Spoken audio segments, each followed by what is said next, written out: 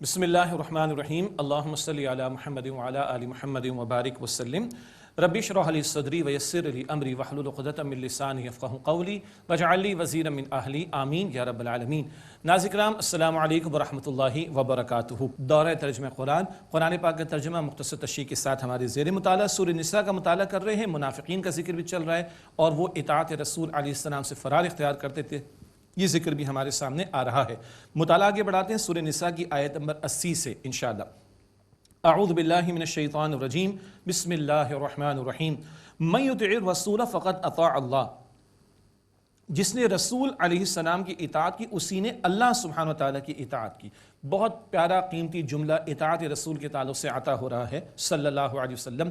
11 مرتبہ قرآن پاک میں بات آتی ہے اطیعوا اللہ و اطیعوا الرسول۔ سورہ تغابن آیت نمبر 12 میں بھی ہے اللہ تعالیٰ کی اطاعت کرو اور رسول علیہ السلام کی اطاعت کرو، 11 مرتبہ۔ یہاں اللہ فرما رہے سورہ نساء کی آیت نمبر 80 میں من یطع الرسول، جس نے رسول علیہ السلام کی اطاعت کی، فقط اطاع اللہ، یقیناً اس نے اللہ کی اطاعت کی۔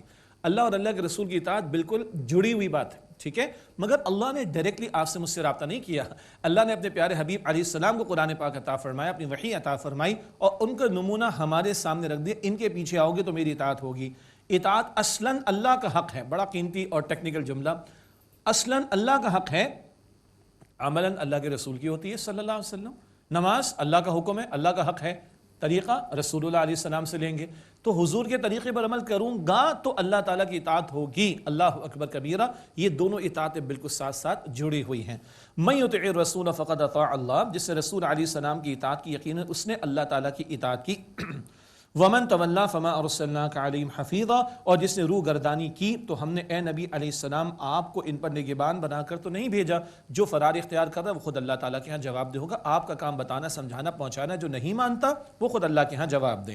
اب پھر منافقین کا ذکر ہے۔ وَيَقُولُونَ طَاعَةً، اور وہ منہ سے تو کہتے ہیں کہ ہم نے مانا، یہ ان کے منہ کی بات ہے۔ فَإِذَا بَرَزُوا مِنْ عِنْدِكَ بَيَّتَ طَائِفَةٌ مِّنْهُمْ غَيْرَ الَّذِي تَقُولُ، پھر جب باہر جاتے ہیں آپ صلی اللہ علیہ وسلم کے پاس سے تو ان میں سے ایک گروہ رات کو اس کے خلاف مشورہ کرتا ہے جو وہ کہہ چکے۔ نبی علیہ السلام کی مجلس میں منافقین آتے تھے، کلمہ پڑھتے تھے نا، تو اپنے اسلام کا اظہار کرنے آتے تھے، نمازوں میں بھی آتے تھے، جی، اور عبداللہ بن ابی تو پہلی صف میں ہوتا تھا جمعے کے دن، یہ تو اپنے اسلام کے اظہار کے لیے اتنا کچھ کرتے تھے۔ اللہ اکبر، آج مسلمان ہیں، 5 نمازی بھی ضائع کر دیتے ہیں، رمضان کے علاوہ بات کر رہا ہوں، کوئی پریشانی نہیں ہے ان کو، ہے نا، قرآن پاک بند کر کے بیٹھے ہیں، رمضان کے علاوہ بات کر رہا ہوں، کوئی ٹینشن نہیں، اللہ کے نبی کی تعلیمات کو فراموش کیے بیٹھے ہیں، کوئی ایشو بھی نہیں، استغفر اللہ، یہ ہم ہیں، دعوے دار ہیں۔ اور وہ منافقین تھے جن کا ذکر چل رہا ہے، وہ آتے تھے مجلسوں میں تو کہتے تھے ہاں ہم آپ کے ساتھ ہیں، ہم آپ کی بات مانتے ہیں، مگر حضور کی مجلس سے اٹھ کر جاتے صلی اللہ علیہ وسلم تو راتوں کو اس کے خلاف مشورہ کرتے جو دن میں دعوے کر کے آئے تھے حضور کے سامنے صلی اللہ علیہ وسلم۔ اللہ تعالیٰ فرما رہا ہے واللہ یکتب ما یبیتون، اور اللہ تعالیٰ لکھ لیتا ہے جو رات کو مشورے یہ لوگ کرتے ہیں۔ فَأَعْرِضْ عَنْهُمْ وَتَوَكَّلْ عَلَى اللَّهِ، بس اے نبی صلی اللہ علیہ وسلم آپ ان کی پرواہ نہ کیجئے اور آپ اللہ تعالیٰ پر بھروسہ رکھیے۔ یہ سازشیں کرتے ہیں، کرنے دیں، آپ توکل اللہ پر رکھیں۔ اچھا، اللہ کے رسول سے بڑھ کر کس کا توکل ہوگا اللہ پر؟ جی، تو یہ آپ اور میں، ہم مسلمانوں کے لیے ہدایت ہے۔ سازشیں کرنے والے کرتے رہیں گے، آج بھی اسلام کے خلاف سازشیں ہو رہی، اسلام فوبیا بہت بڑا ٹائٹل ہے، حق کی آواز کو دبایا جائے، حق کی بات کو روکا جائے، خیر کہیں نہ پہنچے، قرآن کی بات کہیں نہ پہنچے، کتنا روکنے کی کوششیں کی جا رہی ہیں، اینڈ سو آن۔ اسی طرح روڑے اٹکانا شریعت کے احکامات کے نفاذ میں، اور دھمکیاں دینا اگر شریعت تم نے نافذ کی تو ایسا اور ویسا کر لیں گے، پریشان نہ ہو، ان کا کام یہی باطل پرستوں کا۔ ایمان والے توکل کریں اللہ پر، تو حضور سے خطاب فرما کر ہمیں اللہ سبحانہ وتعالی تعلیم عطا فرما رہا ہے۔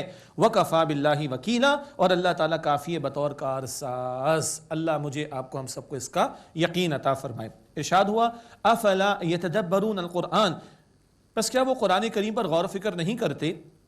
وَلَوْ كَانَ مِنْ عِنْدِ غَيْرِ اللَّهِ لَوَجَدُوا فِيهِ اخْتِلَافًا كَثِيرًا، اور اگر وہ بالفرض اللہ کے سوا کسی اور کے پاس سے ہوتا تو اس میں ضرور بہت اختلاف پاتے۔ بندوں کے الفاظ دیکھ لیں، بندوں کی باتیں دیکھ لیں، اب تو صبح کچھ کہتے ہیں، شام میں کچھ کہتے ہیں، پرسوں کسی کی تعریفیں کر رہے تھے، آج اس کے خلاف باتیں کر رہے ہیں، پرسوں کسی کو گالیاں دے رہے تھے، آج اسی کے ساتھ بیٹھے ہوئے۔ استغفر اللہ، میں کوئی سیاسی تبصرہ نہیں کرنا چاہ رہا، لیکن ذرا نگاہ گھمائیں کیا کچھ ہو جاتا ہے۔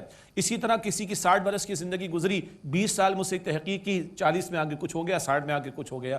یہ بندوں کے کلام میں ہے، قرآن پاک اللہ کا کلام میں کوئی شک نہیں ہے، لا ریب فی اس دعوے سے شروع ہوتا ہے اور اللہ فرماتا ہے کوئی اختلاف اس میں نہیں ملے گا، اللہ وحدہ لا شریک ہے، اس کے کلام میں وحدت ہے، یونٹی ہے۔ اللہ اکبر۔ اہم بات کیا تھی؟ قرآن پاک پر یہ غور و فکر نہیں کرتے، قرآن پاک پر غور و فکر کیا جائے طلب و تڑپ کے ساتھ تو ایمان ملتا ہے۔ منافق نفاق میں مبتلا، نفاق تو ایمان کی ضد ہے، ایمان کون سا؟ زبان سے آگے بڑھ کر دل میں، اور یہ ایمان قرآن پاک سے ملتا ہے۔ سورہ انفال آیت نمبر 2 میں پڑھیں گے، اذا تلیت علیہم آیاتہ زادتہم ایمانا، جب جب ان کے سامنے اللہ سبحانہ وتعالیٰ کی آیات کی تلاوت کی جاتی ان کے ایمان میں اضافہ ہوتا ہے۔ لیکن منافقین قرآن پاک میں غور و فکر نہیں کرتے، ان کو ایمان نہیں مل رہا۔ یہ تو ہو گئے منافق۔ ہم اور آپ اللہ تعالیٰ کا شکر ہے 5واں پارہ قرآن پاک کا زیر مطالعہ ہے، آئندہ اور آگے بڑھیں گے اللہ تعالیٰ کی توفیق سے۔ ماہ رمضان کے بعد بھی ہم نے کوشش جاری رکھنی ہے، ترجمہ بھی، تشریح بھی، کورسز بھی وغیرہ وغیرہ، اور طلب ہدایت بھی، تڑپ ہدایت بھی۔ جب یہ ہوگی تو ایمان بڑھے گا، تو منافقانہ کردار سے ہم بچ سکیں گے۔ اللہ نفاق کی ہر شکل سے میری آپ کی ہم سب کی حفاظت فرمائے۔ فرمایا وَإِذَا جَاءَهُمْ أَمْرٌ مِّنَ الْأَمْنِ أَوِ الْخَوْفِ أَذَاعُوا بِهِ، اور جب ان کے پاس کوئی امن کی خبر آتی ہے یا خوف کی تو اس سے مشہور کر دیتے ہیں۔ ذہن میں رکھے غزوات کا سلسلہ جاری، مشرکین کی طرف سے بھی سازشیں، یہود کی طرف سے بھی سازشیں، ایک جنگ کا ماحول بنا ہوا ہے، تو افواہیں پھیلا کر جو ہے وہ حربے اختیار کیے جاتے ہیں مورال کو جو ہے وہ ڈاؤن کرنے کے لیے اور اس طرح کی چیزیں۔ تو کیا ہے ان کا حال یہ کہ امن کی خبر آتی ہے، خوف کی تو اس کو مشہور کر دیتے ہیں، حالانکہ خبروں کو ایسے نہیں نشر کرنا چاہیے۔ آگے بتایا جا رہا ہے وَلَوْ رَدُّوهُ إِلَى الرَّسُولِ وَإِلَىٰ أُولِي الْأَمْرِ مِنْهُمْ، اور اگر وہ اسے پہنچاتے رسول علیہ السلام کی طرف اور اپنے صاحب اختیار لوگوں کی طرف، تو لَعَلِمَهُ الَّذِينَ يَسْتَنبِطُونَهُ مِنْهُمْ، تو ان میں سے جو لوگ تحقیق کر لیا کرتے ان کو جان لیتے۔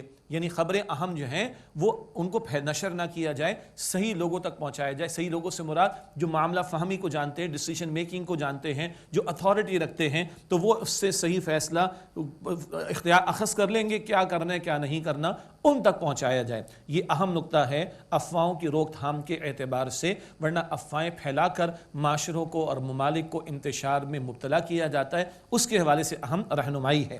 وَلَوْلَا فَضْلُ اللَّهِ عَلَيْكُمْ وَرَحْمَتُهُ لَاتَّبَعْتُمُ الشَّيْطَانَ إِلَّا قَلِيلًا، اور اگر اللہ تعالیٰ کا فضل نہ ہوتا تم پر اور اس کی رحمت نہ ہوتی تو چند ایک کے سوا تم شیطان کے پیچھے لگ جاتے۔ کون بچانے والا ہے شیطان کے حملوں سے؟ اللہ سبحانہ وتعالیٰ، اسی اللہ تعالیٰ کی طرف رجوع کرنا چاہیے۔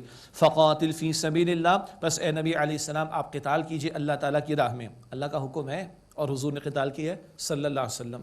جی کوئی ڈینائی کر سکتا ہے؟ اپنے ایمان کی خیر منائے۔ ہاں قتال شرائط کے ساتھ ہے، مقاصد کے ساتھ ہے، پڑھتے آئے ہیں اور سمجھتے جائیں گے آئندہ بھی انشاءاللہ تعالی۔ فقاتل فی سبیل اللہ، بس آپ اللہ سبحانہ وتعالی کی راہ میں جنگ کیجئے۔ لا تکلف الا نفسک وحرد المؤمنین، آپ ذمہ دار نہیں مگر اپنی جان کے، اور اے نبی علیہ السلام اہل ایمان کو رغبت دلائیں، ترغیب دلائیں، تشویق دلائیں، موٹیویٹ کریں کہ قتال کریں اللہ کی راہ میں۔ عسى اللہ ان یکف بأس الذین کفروا، قریب ہے کہ اللہ تعالیٰ کافروں کی جنگ کا زور روک دے۔ واللہ اشد بأسا واشد تنکیلا، اور اللہ تعالیٰ بہت زبردست ہے جنگ میں اور سخت ہے سزا دینے میں۔ ایمان والوں کا توکل اللہ پر ہو، اللہ ان کے لیے کافی ہے، اللہ ہی کافی ہو جائے گا جنگ کے زور کو توڑنے کے لیے، کفار کا جنگ کا معاملہ، اور اللہ تعالیٰ جنگ کے معاملے میں بہت زبردست اور سزا دینے میں بہت سخت ہے۔ اس کی طرف رجوع کرنے کی ترغیب ایمان والوں کو دلائے گی۔ اگلی 2 آیات میں بہت اہم ہدایات ہیں معاشرتی اعتبار سے۔ سفارش کرتے ہیں نا ہم لوگ، سفارش اچھی بھی ہوتی بری، اس کا ذکر آ رہا ہے، اور سلام کے حوالے سے ادب بتایا جا رہا ہے۔ ارشاد ہوا من یشفع شفاعتا حسنتا، جو کوئی نیک کام میں شفاعت یعنی سفارش کرے، یکن لہ نصیب منہا، اس کے لیے اس میں سے حصہ ہوگا، اجر ملے گا۔ ومن یشفع شفاعتا سیئتا یکن لہ کفل منہا، اور جو کوئی سفارش کرے بری بات میں تو اس کو اس کے بوجھ کا حصہ ملے گا۔ کیا مطلب؟ اچھا ایک ہمارا خیال ہے کہ سفارش، یا میرا بھتیجا اس کو نوکری پہ رکھ لو، ہاں میرا بیٹا اس کو نوکری پہ رکھ لو، اگر وہ کوالیفائی کرتا ہے تو ٹھیک ہے، یہ بھی سفارش ہے، دنیا کے اعتبار سے ہم بات کر رہے ہیں۔ سفارش اور بھی ہوتی ہے، ارے بھائی نیکی کی بات کر لو، ارے بھائی گناہ کو چھوڑ دو، ارے بھائی فلاں کی مدد کر دو، ارے بھائی فلاں کا ذرا یہ مسئلہ ہے تھوڑا سا ہیلپ آؤٹ کر دو، یہ سب بھی سفارش ہیں۔ جی صرف نوکری کے لیے رکھوا دینا سفارش نہیں ہے، جس کو آپ نوبر ہم کہتے ہیں خیر کا کام، نیکی کا کام، صدقے کا معاملہ، مدد کرنے کی بات، کسی کے کام آ جانا اور نیکی میں آگے بڑھنا، بدی سے رک جانا، ان ساری طرف توجہ دلانا، یہ خیر کی بات ہے۔ اور شر کی سفارش کیا ہے؟ آؤ جی فلاں مووی دیکھیں، استغفر اللہ، آؤ جی فلاں کی غیبت کرے، استغفر اللہ، یہ فلاں نے فلاں کے بارے میں یہ کہا، تم بھی آگے فارورڈ کرو، تم بھی فارورڈ کرو، یہ کیا؟ یہ بری سفارشیں ہیں، تو اس کا وبال ہوگا، اس کا حصہ بھی ملے گا۔ تو خیر کے معاملے میں سفارش اجر پاؤ گے، شر کے معاملے معاملے میں سفارش گناہ پاؤ گے۔ وَكَانَ اللَّهُ عَلَىٰ كُلِّ شَيْءٍ مُقِيتًا، اور اللہ تعالیٰ ہر بات پر قدرت رکھنے والا ہے۔ سلام کا ادب، وَإِذَا حُيِّيتُم بِتَحِيَّةٍ فَحَيُّوا بِأَحْسَنَ مِنْهَا أَوْ رُدُّوهَا، اور جب تمہیں کوئی دعا دے یعنی سلام پیش کرے تو تم اس سے بہتر دعا دو یا وہی کہہ دو۔ مثلا السلام علیکم کسی نے کہا، بہتر کیا ہے؟ وعلیکم السلام ورحمۃ اللہ۔ اچھا جی، کسی نے کہا السلام علیکم ورحمۃ اللہ، تو وعلیکم السلام ورحمۃ اللہ وبرکاتہ۔ یہ احادیث مبارکہ میں الفاظ میکسیمم اتنے، اس کے آگے جو ہم ایڈ کرتے ہیں وہ لمبا ہو جائے گا، پھر بات کب ہوگی بھائی؟ تو السلام علیکم 10 نیکیاں حدیث مبارک، ورحمۃ اللہ 20 نیکیاں، وبرکاتہ 30 نیکیاں۔ اب آپ کے ذہن میں سوال ہوگا، کسی نے پورا کر دیا السلام علیکم ورحمۃ اللہ وبرکاتہ، تو اب بہتر انداز کیا ہوگا؟ آپ گرم جوشی سے وعلیکم السلام ورحمۃ اللہ وبرکاتہ، یہ ذرا بہتر ہو جائے گا انشاءاللہ تعالی۔ تو کم بہتر جواب دو یا اتنا ہی لوٹا دو۔ اور یہ سلام کیا ہے؟ یہ اللہ تعالیٰ کی طرف سے تحفہ ہے، سورہ نور میں پڑھیں گے انشاءاللہ تعالی۔ ان اللہ کان علی کل شیء حسیبا، بے شک اللہ تعالیٰ ہر بات کا حساب لینے والا ہے۔ اللہ اکبر۔ اللہم حاسبنا حسابا یسیرا، اے اللہ ہم سب کے حساب کو آسان فرما۔ اللہ لا الہ الا ہو، اللہ کے سوا کوئی معبود نہیں۔ لیجمعنکم الی یوم القیامۃ لا ریب فیہ، وہ ضرور تمہیں قیامت کے دن جمع فرمائے گا جس میں کوئی شک نہیں۔ ومن اصدق من اللہ حدیثا، اور کون زیادہ سچا ہے بات کے اعتبار سے اللہ سے بڑھ کر؟ سب سے سچی بات کس کی ہے؟ اللہ تعالیٰ کی بات۔ اللہ اس کلام مبین پر ہمیں مزید یقین عطا فرمائے۔ 12واں رکوع شروع ہوتا ہے سورہ نساء کا، منافقین کا تذکرہ آ رہا ہے، ان کی سازشوں کا بیان بھی ہے، اور ان کی ایک اور روش تھی کہ یہ ہجرت سے فرار اختیار کرتے تھے، اس کا تذکرہ بھی آئے گا انشاءاللہ۔ فَمَا لَكُمْ فِي الْمُنَافِقِينَ فِئَتَيْنِ وَاللَّهُ أَرْكَسَهُمْ بِمَا كَسَبُوا، تمہیں کیا ہو گیا مسلمانوں؟ منافقین کے بارے میں تم دو گروہ ہو رہے ہو، کچھ کی رائے ایک، کچھ کی رائے دوسری، اور اللہ تعالیٰ نے ان کو اوندھا کر دیا ہے ان کے کرتوتوں کی وجہ سے، ان کا اطاعت رسول علیہ السلام سے فرار اختیار کرنا اور تقاضوں سے فرار اختیار کرنا، تو اللہ تعالیٰ نے ان کے لیے گمراہی کا فیصلہ کر دیا۔ اب ان کے بارے میں تمہارے اندر دو آرا کیوں پائی جا رہی؟ مسلمانوں کو توجہ دلائی گئی۔ اتریدون ان تہدوا من اضل اللہ، کیا تم چاہتے ہو کہ اسے راہ پر لاؤ جس کو اللہ تعالیٰ نے گمراہ کرنے کا فیصلہ فرما دیا؟ وَمَن يُضْلِلِ اللَّهُ فَلَن تَجِدَ لَهُ سَبِيلًا، اور جس کو اللہ تعالیٰ گمراہ کرنے کا فیصلہ فرما دے تو آپ اس کے لیے کوئی راہ نہیں پائیں گے۔ وَدُّوا لَوْ تَكْفُرُونَ كَمَا كَفَرُوا، وہ چاہتے کاش تم بھی کافر ہو جاؤ جیسے وہ کافر ہو گئے۔ یہ ہے وہ منافقین کہ جن کا کفر ظاہر ہو گیا، دعویٰ کیا تھا، کلمہ پڑھا تھا، لیکن جن کا کفر ظاہر ہو گیا۔ پھر یہ وہ منافقین تھے جو مدینہ شریف کے باہر قبائل میں تھے۔ یہ اہم نقطہ، یہاں ہجرت میں نے ذکر کیا، ہجرت سے فرار کون سی ہجرت؟ نبی پاک علیہ السلام تو مہاجرین کے ساتھ تشریف لائے مکہ مکرمہ سے یثرب یعنی مدینہ شریف۔ مدینہ شریف کے دائیں بائیں ارد گرد کے علاقوں میں جو قبائل تھے ان میں کچھ لوگوں نے کلمہ پڑھا، مگر ان کو ہجرت کرنے کو کہا گیا آؤ مدینہ شریف، وہ نہیں آ رہے تھے، ان کا ذکر ہے۔ پھر وہ کہ جن کا کفر ظاہر ہو گیا ان کے بارے میں ذکر آ رہا ہے، ورنہ کلمہ پڑھنے والا منافق اس کو کلمے کی پروٹیکشن حاصل ہوتی ہے، یہ ذکر بعد میں سورہ توبہ میں بھی آئے گا انشاءاللہ، مگر جن کا کفر ظاہر ہو گیا ان کا بیان آ رہا ہے۔ وَدُّوا لَوْ تَكْفُرُونَ كَمَا كَفَرُوا، وہ چاہتے ہیں کاش تم بھی کافر ہو جاؤ مسلمانوں جیسے وہ کافر ہو گئے۔ فَتَكُونُونَ سَوَاءً، تاکہ تم برابر ہو جاؤ۔ فَلَا تَتَّخِذُوا مِنْهُمْ أَوْلِيَاءَ، پس ان میں سے کسی کو دلی دوست نہ بناؤ۔ حَتَّى يُهَاجِرُوا فِي سَبِيلِ اللَّهِ، یہاں تک کہ وہ اللہ تعالیٰ کی راہ میں ہجرت کریں۔ ہجرت سے مراد مدینہ شریف آئیں، نبی مکرم علیہ السلام موجود ہیں، مسلمانوں کی اجتماعیت مضبوط ہو رہی، آؤ ہجرت کر کے ادھر، یہ نہیں تو ان سے دلی دوستی نہیں ہو سکتی۔ اب ان کی سازشوں کا توڑ کرنے کو کہا جا رہا ہے، اور ان کے کفر کا اظہار اگر ہو چکا اور کہیں جنگ کا معاملہ پیش آیا تو ان سے جنگ بھی کی جائے گی، یہ بیان اگلے الفاظ میں۔ فَإِن تَوَلَّوْا فَخُذُوهُمْ وَاقْتُلُوهُمْ حَيْثُ وَجَدتُّمُوهُمْ، پھر اگر وہ منہ موڑیں تو تم جہاں کہیں انہیں پاؤ پکڑو اور قتل کرو۔ وَلَا تَتَّخِذُوا مِنْهُمْ وَلِيًّا وَلَا نَصِيرًا، اور ان میں سے کسی کو نہ دوست بناؤ اور نہ ہی اپنا مددگار۔ ہاں اللہ سبحانہ وتعالیٰ استثناء بیان فرما رہا ہے، ایکسیپشن بیان فرما رہا ہے ایسے لوگوں کے بارے میں کہ جو اس جگہ ہوں جس قوم کے ساتھ مسلمانوں کا کوئی اگریمنٹ، کوئی معاہدہ ہو چکا ہو۔ ہمارے دین میں معاہدے کی بڑی اہمیت ہے، الفاظ دے دیے تو اس کی پاسداری کی اہمیت ہے، وعدہ کر لیا تو اس کے تقاضے پورے کرنے کی اہمیت ہے۔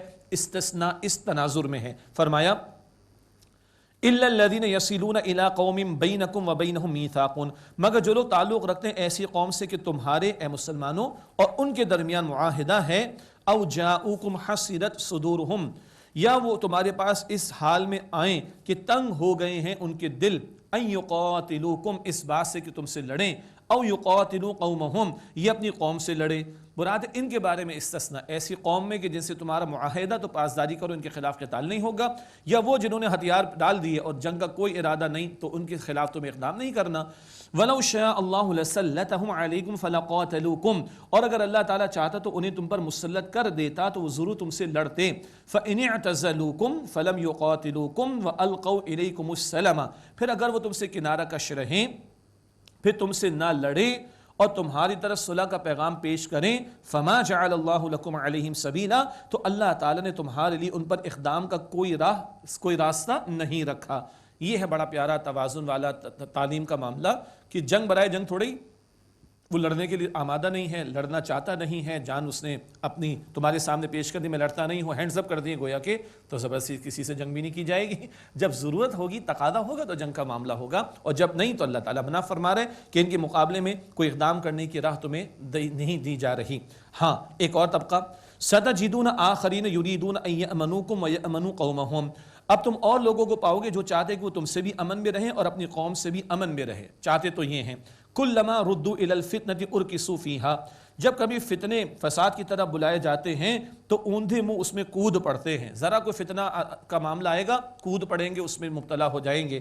ان کے بارے میں فرمایا جا رہا ہے فَإِن لَمْ يَعْتَزِلُوكُمْ وَيُلْقُوا إِلَيْكُمُ السَّلَمَ وَيَكُفُّوا أَيْدِيَهُمْ، پھر اگر وہ تم سے کنارہ کشی اختیار نہ کریں اور نہ وہ تمہاری طرف صلح کا پیغام پیش کریں، وَيَكُفُّوا أَيْدِيَهُمْ، اور نہ اپنے ہاتھ کو روکیں، اور نہ تمہارے مقابلے میں اپنے ہاتھوں کو روکیں، فَخُذُوهُمْ وَقْتُلُوهُمْ حَيْثُ ثَقِفْتُمُوهُمْ، تو انہیں پکڑو اور قتل کرو جہاں کہیں تم انہیں پاؤ۔ ان کے خلاف اقدام ہو سکتا ہے۔ وَأُولَٰئِكُمْ جَعَلْنَا لَكُمْ عَلَيْهِمْ سُلْطَانًا مُبِينًا، اور یہ وہ لوگ ہیں جن پر ہم نے تمہیں کھلا اختیار دے دیا ہے کہ ان کے خلاف اقدام ہو سکتا ہے۔ تو سازشی عناصر اور گروہ، ان کے خلاف اقدام کیا جائے گا، یہ رہنمائی بھی ان آیات سے ہمارے سامنے آ رہی ہے۔ اگلا رکوع ہے 13واں رکوع سورہ نساء کا، قتل خطا کا معاملہ اور قتل عامد، جان بوجھ کر قتل کرنا، اس حوالے سے رہنمائی آ رہی ہے۔ تھوڑا پس منظر ذہن میں رکھیں، عرب کا ماحول بھی ہے اور وہاں ہر طرف ابھی جنگ کا میدان سجا ہوا ہے، مسلمانوں کے خلاف سارے لوگ صف آرا ہیں، مشرکین مکہ بھی ہیں، یہود بھی ہیں، کچھ اور لوگ بھی ہیں، تو اس سارے تناظر میں کہیں جنگ کا میدان سج جانا، لڑائیوں کا ہو جانا، جھڑپوں کا ہو جانا عین ممکن ہے، اور عین ممکن ہے کہیں کوئی خطا کے طور پر قتل کا معاملہ ہو جائے تو قتل خطا، کلنگ بائی ایکسیڈنٹ جسے کہا جائے گا، اس کے لیے رہنمائی۔ وما کان لمؤمن ان یقتل مؤمنا الا خطأ، اور کسی مسلمان کے شائن شان نہیں کہ وہ کسی مسلمان کو قتل کر ڈالے مگر غلطی سے، بائی ایکسیڈنٹ ہو گیا۔ اس کی فقہاء نے مثالیں رکھیں، مثال کے طور پر بے خیالی میں کوئی معاملہ ہو گیا، کسی جانور کی طرف تیر پھینکا یا آج کوئی بلٹ مارے گا، وہ جا کر کسی بندے کو لگ گیا، یہ قتل خطا کی معاملات ہیں۔ تو مسلمان کے شائن شان نے کہ کسی مسلمان کو قتل کرے الا خطأ، مگر یہ کہ خطا ہو گئی غلطی سے۔ اب اگر ایسا ہو تو کیا کرنا ہے؟ ومن قتل مؤمنا خطأ، اور جو کسی مسلمان کو قتل کرے خطا کے طور پر غلطی سے، فتحریر رقبۃ مؤمنۃ ودیۃ مسلمۃ الی اہلہ، تو ایک مسلمان غلام کو آزاد کرے اور خوں بہا اس کے وارثوں کے حوالے کرے، الا ان یصدقوا، الا یہ کہ وہ ورثہ معاف کر دے۔ دو باتیں، ایک کفارہ ہے غلام کو آزاد کرنا، اور ایک دیت ادا کرنا، خوں بہا بلڈ منی، جس کو نبی کریم صلی اللہ علیہ وسلم نے 100 اونٹ کی رقم مقرر فرمایا، اللہ اکبر جی۔ تو ایک کفارہ ہے اور ایک دیت ادا کرنا جس کو ہم بلڈ منی کہتے ہیں۔ تو اگر کسی مسلمان کو خطا کے طور پر قتل کر دیا تو ایک غلام آزاد کرنا ہے اور خوں با اس کے وارثوں کو ادا کرنا ہوگا، الا یہ کہ وہ معاف کر دیں۔ ورثہ معاف کر سکتے ہیں اور کوئی نہیں، تو وہ معافی کی گنجائش بھی موجود ہے۔ پھر اس میں فقہی تفصیلات اور بھی ہیں، تمام ورثہ اور پھر بحثیں وہ فقہا کے ہاں آپ دیکھ سکتے ہیں، وہ ہمارا میدان نہیں ہے، یا تفاصیل میں تفصیل آپ کو مل جائے گی انشاءاللہ تعالی۔ اچھا، اب اس کے بعد ایک امکان یہ بھی ہو سکتا ہے کہ دارالحرب کا معاملہ ہو، جہاں پر مسلمانوں کے ساتھ جنگ کا میدان سجا ہو، یا ایسے علاقے جہاں کفار بھی ہوں، اس کے بارے میں ذکر۔ فَإِن كَانَ مِن قَوْمٍ عَدُوٍّ لَكُمْ وَهُوَ مُؤْمِنٌ فَتَحْرِيرُ رَقَبَةٍ مُؤْمِنَةٍ، پھر اگر وہ تمہاری دشمن قوم سے ہو اور خود وہ مسلمان ہو تو آزاد کرنا ہوگا ایک مسلمان غلام۔ یہاں پہ صرف جو ہے کفارہ ادا کرنا، دیت کا معاملہ نہیں، کہاں ہے وہ کفار قوم سے اور تھا وہ مسلمان، تو آزاد کرنا ہوگا کیا؟ ایک مسلمان غلام، کفارہ دینا ہوگا۔ تیسری شکل ذمی کے بارے میں، اسلامی ریاست ہے اور ایک کافر وہاں پر اس کی بالادستی کو قبول کر کے رہتا ہے تو اس کے بارے میں بھی پہلے جیسا حکم آئے گا۔ وَإِن كَانَ مِن قَوْمٍ بَيْنَكُمْ وَبَيْنَهُمْ مِيثَاقٌ، اور اگر ایسی قوم سے ہو کہ ان کے اور تمہارے درمیان معاہدہ ہے، فَدِيَةٌ مُسَلَّمَةٌ إِلَىٰ أَهْلِهِ وَتَحْرِيرُ رَقَبَةٍ مُؤْمِنَةٍ، تو خوب بہا اس کے وارثوں کے حوالے کرے اور ایک مسلمان غلام کو آزاد کرے۔ تو پہلی شکل اور تیسری شکل ذمی والی، اس میں کفارہ بھی ہے اور دیت بھی ہے، اور جو درمیانی شکل تھی کفار کی قوم سے تھا مومن تو صرف کفارہ دینا ہوگا، ایک مسلمان غلام کا آزاد کرنا۔ غلاموں کی آزادی کس طرح قرآن اکوموڈیٹ کر رہا ہے، اندازہ کیجئے، سبحان اللہ۔ آگے فرمایا فَمَن لَّمْ يَجِدْ، پس جو یہ نہ پائے، انہیں غلام کا آزاد کرنا اس کی استطاعت نہیں ہے، فَصِيَامُ شَهْرَيْنِ مُتَتَابِعَيْنِ تَوْبَةً مِّنَ اللَّهِ، تو 2 مہینے لگاتار روزے رکھے، یہ توبہ ہے اللہ تعالیٰ کی طرف سے۔ یہ جو کفارہ تھا غلام کے آزاد کرنے کا، اگر اس کی استطاعت نہیں 2 مہینے لگاتار روزے رکھنے ہیں، یہ جرمانہ نہیں بلکہ کفارہ ہے، ایک ندامت کا معاملہ ہو جائے گا، اور یہ توبہ مقرر کی گئی اللہ سبحانہ و تعالیٰ کی طرف سے۔ آپ غور فرمائیں، اسلام جو اس طرح کے احکامات میں رہنمائی دے رہا ہے، وہاں کہیں مال خرچ ہوتا ہے، بلڈ منی تو دی جائے گی ورثاء کو، غلام آزاد کیا جائے گا تو اس کی جان بچ گئی الحمدللہ، یا روزے رکھنے ہوں گے تو روحانی ترقی میسر آئے گی۔ کیا خوبصورت تعلیمات عطا ہو رہی۔ وَكَانَ اللَّهُ عَلِيمًا حَكِيمًا، اور اللہ تعالیٰ خوب علم رکھنے والا، حکمت والا ہے۔ اب بتایا جا رہا ہے جان بوجھ کر ایک مسلمان کو قتل کرنا۔ آج کتنے لاشیں گرتے ہیں، غیر بھی گرا رہے ہیں، اپنے بھی گراتے ہیں نا۔ کافر تو مار رہے ہیں مسلمانوں کو، شہید بھی کر رہے ہیں، اپنے دشمنیوں میں آ کر اور مال کے چکر میں، جائیداد کے چکر میں، نفرتیں اور پتہ نہیں کن چکروں کے اندر مار ڈالتے ہیں ایک مسلمان کی جان۔ ذرا سنیے قرآن پاک کیا فرما رہا ہے، وَمَن يَقْتُلْ مُؤْمِنًا مُتَعَمِّدًا فَجَزَاؤُهُ جَهَنَّمُ، اور جس نے کسی مسلمان کو جانتے بوجھتے قتل کیا تو اس کی سزا جہنم ہے، خالداً فیہا، وہ مدتوں اس میں رہے گا، وغضب اللہ علیہ، اور اس پر اللہ کا غضب ہوگا، ولعنہ، اور اللہ تعالیٰ کی لعنت اس پر ہوگی، وأعد له عذابا عظیما، اور اس کے لیے اللہ تعالیٰ نے بڑا عذاب تیار کر رکھا ہے۔ اللہ اکبر، یہ 5 سزائیں اللہ تعالیٰ قرآن پاک میں بیان فرما رہے ہیں، جہنم اور مدتوں پڑا رہے گا، اللہ تعالیٰ کا غضب، اللہ تعالیٰ کی لعنت، اور بڑا عذاب اس کے لیے اللہ سبحانہ و تعالیٰ نے تیار کر رکھا ہے۔ اللہ اکبر۔ اور آج کتنے لاشیں مسلمانوں کے گرتے ہیں۔ اللہ کے نبی صلی اللہ علیہ وسلم نے خانہ کعبہ کو خطاب کرتے ہوئے ارشاد فرمایا، اے کعبہ تو کس قدر عظمت والا ہے، لیکن اللہ کے جس کے ہاتھ میں محمد مصطفیٰ علیہ السلام کی جان ہے، اے کعبہ ایک مسلمان کی جان تجھ سے زیادہ اللہ تعالیٰ کے نزدیک محترم ہے۔ اللہ اکبر، اللہ اکبر۔ اور کتنے لاشیں گرتے ہیں، استغفر اللہ۔ وہ قصاص کا قانون تو ہے کہ قاتل کو قتل کیا جائے، اور جان بوجھ سے قتل کرنے والے کے لیے سارے معاملات بھی اللہ تعالیٰ بیان فرما رہے ہیں۔ بہت سخت وعیدیں آئی ہیں قاتل کے لیے اور مسلمان کی جان لینے والے کے لیے۔ اللہ تعالیٰ ہمیں ان احکامات کی سمجھ اور عمل کرنے کی توفیق عطا فرمائے۔ اس کے بعد ایک خاص مسئلہ تھا، مسلمان مختلف علاقوں میں جا رہے ہیں دعوت دین کا کام لے کر، کہیں کسی سے مدبھیڑ بھی ہو جایا کرتی تھی، کہیں ایک مرتبہ ایسا واقعہ پیش آ گیا، مسلمان کسی علاقے میں گئے، ایک شخص سامنے سے آ رہے، جب اس نے مسلمانوں کو دیکھا تو کلمہ پڑھ لیا، خیال آیا کہ اسے جان بچانے کے لیے کلمہ پڑھا، اس کو قتل کر دیا گیا۔ بعد میں توجہ دلائی گئی اور اس پس منظر میں آیات آ رہی ہیں۔ فرمایا، یا ایھا الذین آمنوا اذا ضربتم فی سبیل اللہ فتبینوا، اے ایمان والو جب تم اللہ تعالیٰ کی راہ میں نکلو، مراد جہاد و قتال کے لیے، تو تحقیق کر لیا کرو۔ ولا تقولوا لمن القى الیکم السلام لست مؤمنا، اور جو تمہیں سلام کہے اس سے یہ مت کہو کہ تو مسلمان نہیں ہے۔ تبتغون عرض الحیات الدنیا، کیا تم چاہتے ہو دنیا کی زندگی کا سامان، کوئی تمہیں مال وغیرہ تو اس کا پیش نظر نہیں تھا کہ حاصل ہو جائے گا۔ فعند اللہ مغانم کثیرہ، پھر اللہ تعالیٰ کے پاس بہت غنیمتیں ہیں۔ کذالک کنتم من قبل فمن اللہ علیکم فتبینوا، تم بھی اسی طرح پہلے تھے تو اللہ تعالیٰ نے تم پر احسان فرمایا، بس تحقیق کر لیا کرو۔ اے مسلمانوں، تم پر بھی ایک دور گزرا، تم اپنے ایمان کو چھپایا کرتے تھے، پوشیدہ رکھا کرتے تھے، ظلم و ستم کے پہاڑ تم پر توڑے جا رہے تھے، یہ بھی تم پر گزرا۔ تو آج کوئی تمہارے سامنے اقرار کرے تو اس کو مسلمان مان لو، اور یہ نہ کہو کہ تم مسلمان نہیں ہے۔ ان اللہ کان بما تعملون خبیرا، بے شک تم جو کچھ کرتے ہو اللہ تعالیٰ اس سے خوب واقف ہے۔ ہاں، یہ بات ذہن میں رہے، مفسرین نے بیان فرمایا، ایک شخص سلام بھی کر رہا ہے اور بہت اچھے انداز سے سلام بھی کر رہا ہے، اور کھلی کفریہ باتیں کر رہا ہے، کھلے طور پر کفریہ عقائد کا اظہار بھی کر رہا ہے، تو اس کے لیے اپلائی نہیں کیا جائے گا کہ سلام بھی قبول کریں اور اس کے کفری عقائد کو بھی تسلیم کر لیا جائے. تو اگر وہ ظاہری طور پر کھلے کفر کے عقائد بیان کرتا ہے، کفری عقائد، تو اس کی تو نفی کی جائے گی.